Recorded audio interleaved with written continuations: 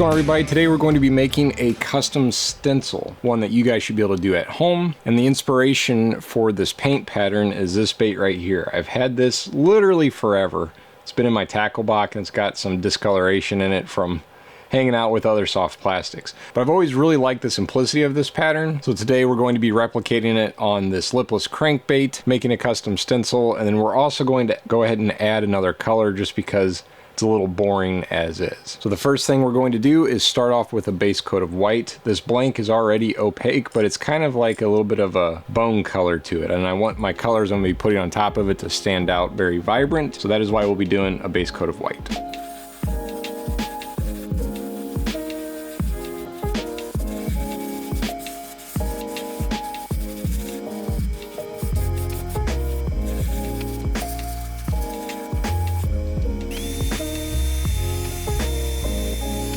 And now what we're going to do is take a little bit of this iridescent turquoise and we're going to very, very lightly add a little bit of that to the gill plate here and just a little bit down the center. I don't want to go crazy with it because I don't want this bait to be blue. However, I would like a little hint of that in the bait.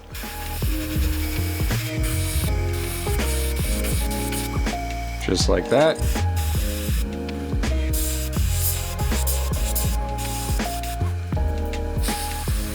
Okay, with the iridescent turquoise on, the next color that we're going to be doing is actually a acrylic paint that has been thinned down and watered down. It's a mixture of a water-based airbrush paint reducer and just some standard water. So sometimes it takes several layers of paint to actually build it back up to that shiny, reflective, enchanted gold that you want. It will not be as reflective as the packaging, unfortunately, but we will get a nice, warm, shiny color from it.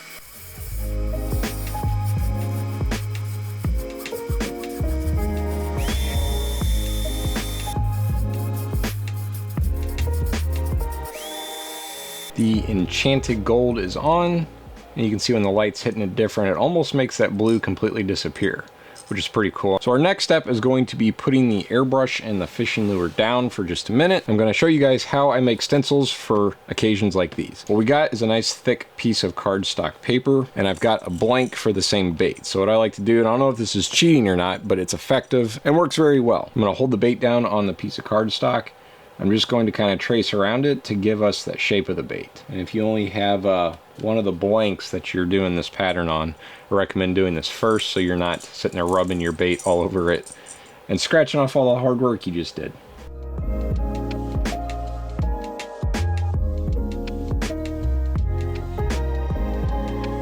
There's our rough shape of our fishing lure.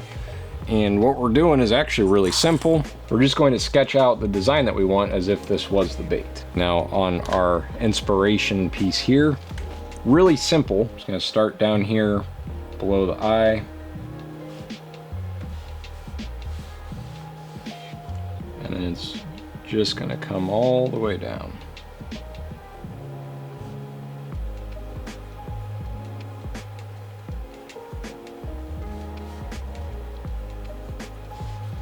So I just kind of drew out the main line where the stencil is going to be cut at. Now we're going to go in and just add a little bit more detail. Kind of how this one's got these little parts dropping down. It's not just a straight line.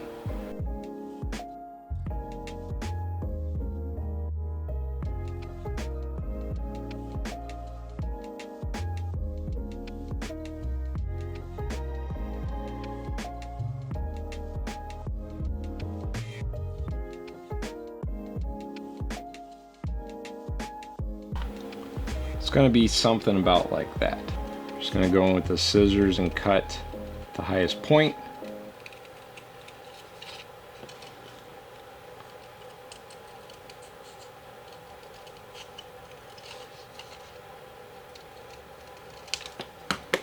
And now we'll come back in with the X-Acto knife and trim it down.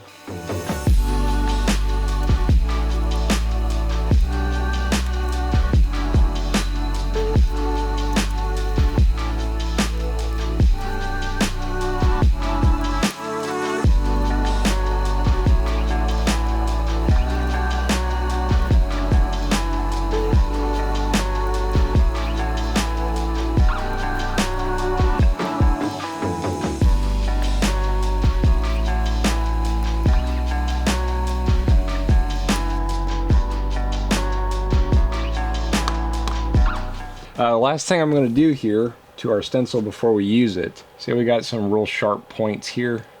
I don't really want that on this pattern. I want it to be pretty smooth. Even though we're going to have a hard line in black, I want the points to be smooth. So I'm going to go trim off all these sharp triangle points, just the tip of them a little bit.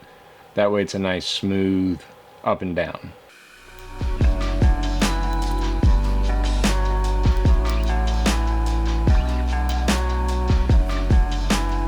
Now kids, if you're watching, don't do this on your parents' table.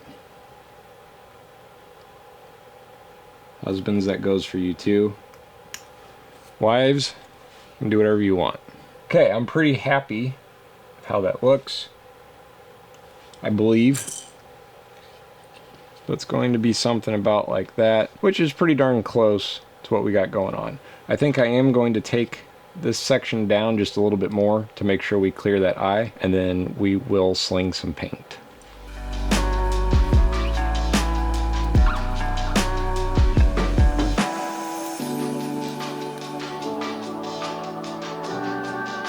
Alright, and before painting, I'm going to take the paper and give it a nice bend until it matches the curvature of the bait. That way we don't end up with a real fuzzy line.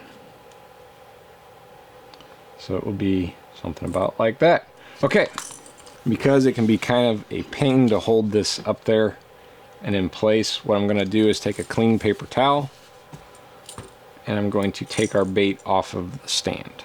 I'm going to have the bait kind of angled towards me a little bit and take our pattern, and I'm just lining up both ends right to where our pin line is. You can't really see that one, my thumb in the way there, but that way it'll match on both sides. And I just got some transparent black loaded up in the airbrush.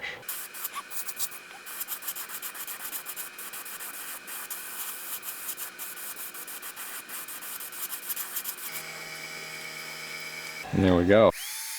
Now we're going to take our stencil and bend it the other direction. That way we don't have to make two of them. But if you were painting a whole bunch of these, I would just trace this pattern and then you'd have one that you could bend both directions. I also want to make sure your stencil's dry.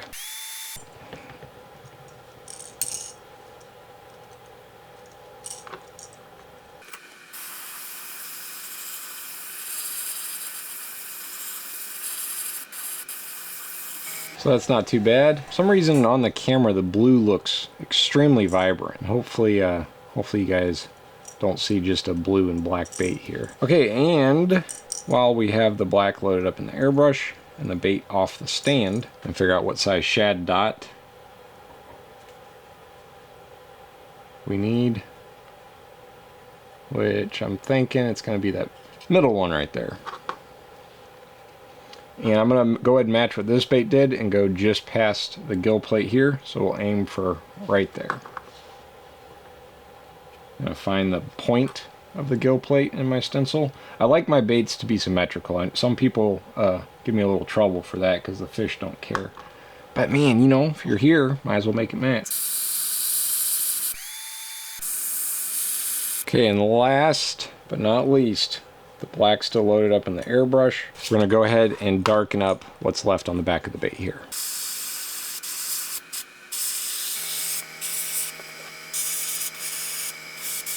In case you're wondering why I keep using the tweezers, if you're new to painting, the oils from your skin can cause problems with the paint, or especially with the clear coat later. So it's real important to either wear gloves or try not to touch the paint on the bait until after the clear coat. Last thing we're going to be doing with the paint is taking some opaque red. We're going to add just a splash of it right here on the lip of the mouth. I don't want this one to come down the belly too much, so we're going to keep it coming down about even where our black is right there.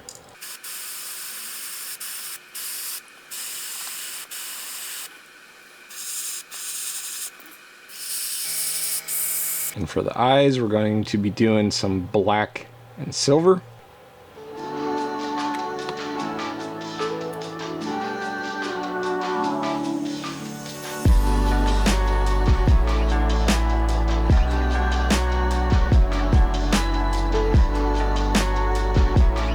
And there we have it. I am slightly regretting the blue on the bait, but I think it will still look okay once the clear coat goes on. And most importantly, I think it's still going to catch some fish. As far as pattern goes though, I think we nailed it. It is spot on. If you guys know of a hard body blank shaped just like that, that's about this size, let me know. Thank you guys so much for watching. I'm going to get some clear coat put on this and we will come back and take a look at what she looks like all finished up.